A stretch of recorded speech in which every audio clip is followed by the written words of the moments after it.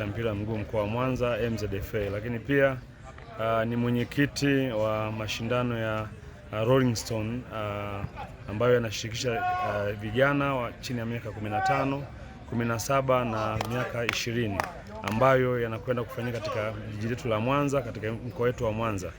Na mashindano ya Rolling Stone yamekuwa na historia kubwa sana kwa wale ambao wameweza kuyafuatilia.